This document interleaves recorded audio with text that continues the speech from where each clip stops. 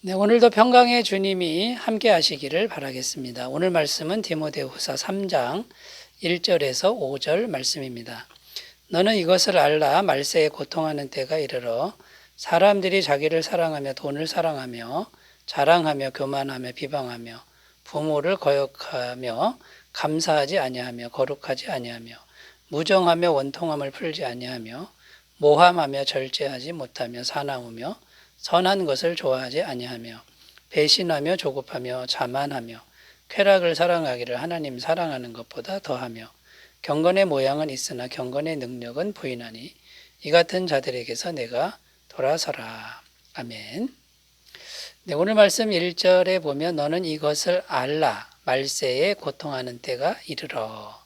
자, 이렇게 시작하고 있는데 말세라는 단어가 나오죠. 말세가 언제냐면 예수님 초림과 재림 사이의 시간을 의미합니다. 그러니까 바로 우리가 살아가고 있는 지금이 말세라는 것이죠. 자, 고통하는 때가 이르러 이렇게 되어 있는데 고통하다라는 뜻은 정신적 고통, 육체적 고통, 환경적 고통을 전부 아우르는 그런 단어입니다. 이 단어는 복음서에서 거라사 지방에 있는 귀신 들린 사람이 고통스럽게 울부짖다 할 때 그 고통이라는 단어와 같은 단어인 것이죠. 귀신이 들려서 정신적 고통이 심했고요. 거기에 자기 스스로 몸을 자해하고 있었습니다.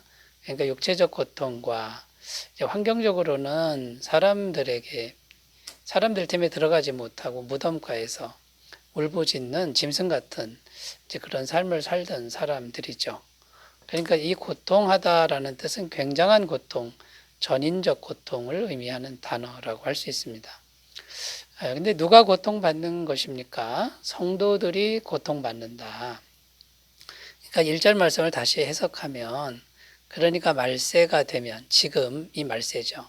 성도들은 전인적인 고통을 받는다. 이것을 분명히 알아라. 이제 이런 내용이 되겠습니다. 자, 그러면 말세에 왜 이런 엄청난 고통들이 성도들에게 있어야 하는 것일까요?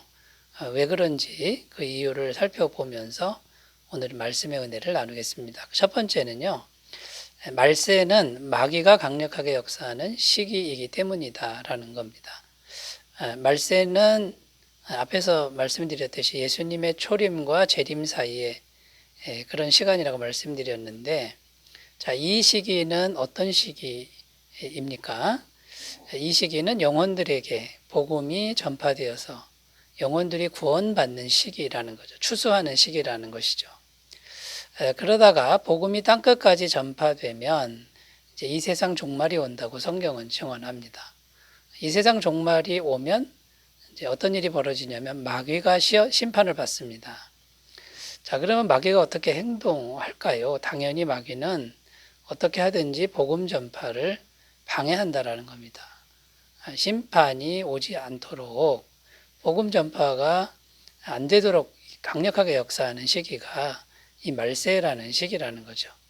자, 그 과정에서 성도들을 핍박하는 일이 반드시 생긴다라는 거죠. 디모데후서 3장 12절 무릇 그리스도 예수 안에서 경건하게 살고자 하는 자는 박해를 받으리라.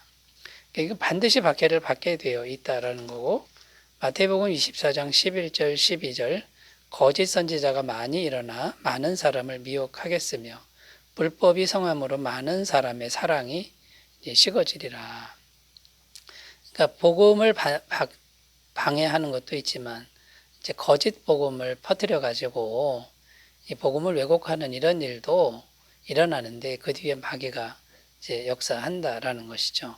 자, 그러면 성도인 우리가 이제 어떤 태도를 가져야 되겠습니까? 그것은 고난을 기꺼이 받아들이되 주님과 함께 고난 받는 그 길을 선택하라는 것이죠. 고린도서 4장 7절에서 10절입니다. 우리가 이 보배를 질그릇에 가졌으니 이는 심히 큰 능력은 하나님께 있고 우리에게 있지 아니함을 알게 하려 함이라. 우리가 사방으로 우겨쌈을 당하여도 쌓이지 아니하며 답답한 일을 당하여도 낙심하지 아니하며 박해를 받아도 버림받지 아니하고 거꾸러뜨림을 당하여도 망하지 아니하고 우리가 항상 예수의 죽음을 몸에 짊어짐은 예수의 생명이 또한 우리 몸에 나타나게 하려 함이라. 자, 이 말씀의 의미가 뭐냐면 우리 육체는 질그릇 같아서 깨지기 쉽고 그 다음에 상처받기 쉽고 병들기 쉽습니다. 그런데 마음에 예수님을 모시고 있으면 우리가 박해를 받아도 다시 살아난다는 거예요. 우겨쌈을 당해도 쌓이지 않고 답답한 일을 당해도 낙심하지 않고 박해받아도 버림받지 않고 예수님의 능력으로 다시 살아날 수 있다라는 겁니다. 이 말씀은 고난을 피해갈 수 있다라고 말씀드리는 그런 말씀이 아닙니다. 고난을 받아야 됩니다. 근데 예수님과 함께 고난 받으라는 거죠. 그러면 힘들고 고통스럽지만 예수님이 승리케 하신다.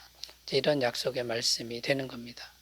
자, 그러니까 이 말세에 우리는 고난을 받아들이고 예수님과 함께 다시 일어서는 그런 선택을 기꺼이 하시라. 이런 내용이 되겠습니다. 그 다음에 우리가 어떤 태도를 가져야 되냐면 하늘의 상급을 지속적으로 바라보는 태도를 가져야 된다라는 것이죠. 마태복음 5장 11절 12절 나로 말미암아 너희를 욕하고 박해하고 거짓으로 너희를 거슬러 모든 악한 말을 할 때에는 너희에게 복이 있나니 기뻐하고 즐거워하라. 하늘에서 너희의 상이 큼이라. 너희 전에 있던 선지자들도 이같이 박해하였느니라. 이 땅에서 받는 주님 때문에 받는 그 고난, 박해, 이것은 하늘의 상급이 된다. 이 말씀을 기억하고 이 말세라고 하는 고통의 때에 우리가 담대하게 주님과 함께 전진해가는 귀하고 복된 삶이 되시기를 바라겠습니다.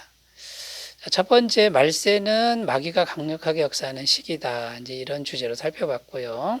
두 번째 주제는요, 이 말세가 되면 마귀가 이기주의와 물질주의를 이제 극대화하는 방향으로 역사한다라는 겁니다. 이것 때문에 고통이 있다라는 거죠. 2절에서 4절 말씀 읽겠습니다. 사람들이 자기를 사랑하며 돈을 사랑하며 자랑하며 교만하며 비방하며 부모를 거역하며 감사하지 아니하며 거룩하지 아니하며 무정하며 원통함을 풀지 아니하며 모함하며 절제하지 못하며 사나우며 선한 것을 좋아하지 아니하며 배신하며 조급하며 자만하며 쾌락을 사랑하기를 하나님 사랑하는 것보다 더하며. 자, 길게 제 말씀을 설명하고 있는데 말세에 사는 사람들의 특성입니다. 여기 사람들이 그러는데 불신자들 의미하죠. 세상 사람들이 이런 특징으로 변해간다. 점점 깊어간다. 이제 이런 내용이 됩니다. 모두 19가지의 특성들이 나오는데 하나같이 좋지 않은 거죠. 그런데 이 19가지 특성을 두 가지로 요약할 수 있습니다. 맨 앞에 나오는 두 가지 특성인데요. 자기를 사랑하는 것과 돈을 사랑하는 것. 이 두 가지 안에 다른 것들은 다 들어간다라는 겁니다. 그러니까 자기를 사랑하는 건 이기주의라고 할 수 있고요. 돈을 사랑하는 거 이거는 물질주의라고 할 수 있는 거죠. 그러니까 말세가 되면 마귀가 이기주의와 물질주의를 극대화시킨다라는 겁니다.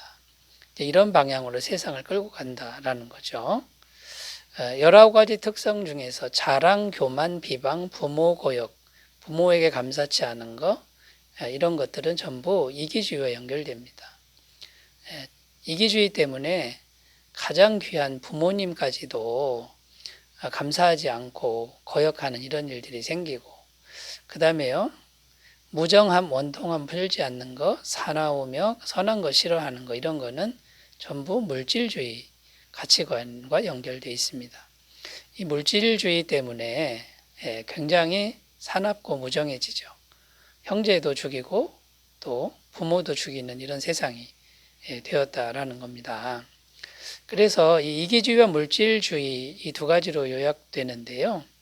이 이기주의는 성경이 말하는 이웃사랑, 이웃을 사랑하라라고 하는 계명에 정반대되는 이제 그런 방향이고요. 물질주의는 하나님보다 돈을 더 사랑하는 걸 의미합니다.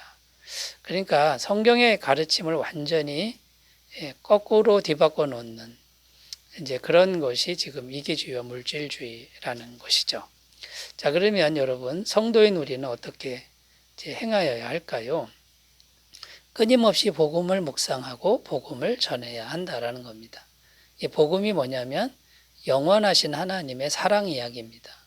하나님의 영원하신 사랑, 끝없는 사랑, 다함이 없는 사랑, 줄어들지 않는 사랑, 그 사랑을 마음에 계속 받아들이는 것이죠.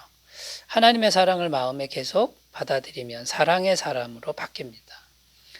사람들이 이기주의가 되고 물질주의가 되는 이유는 마음의 사랑이 식어서입니다.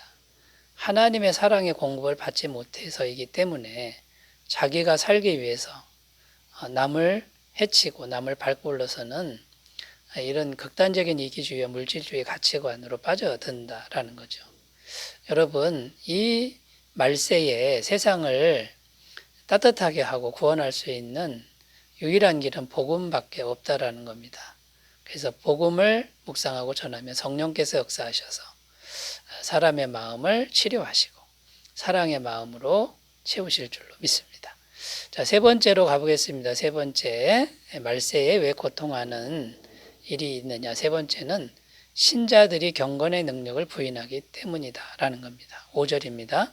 경건의 모양은 있으나 경건의 능력은 부인하니 이 같은 자들에게서 내가 돌아서라. 자, 이 말씀은 이제 신자들이 들어야 할 말씀인 것이죠.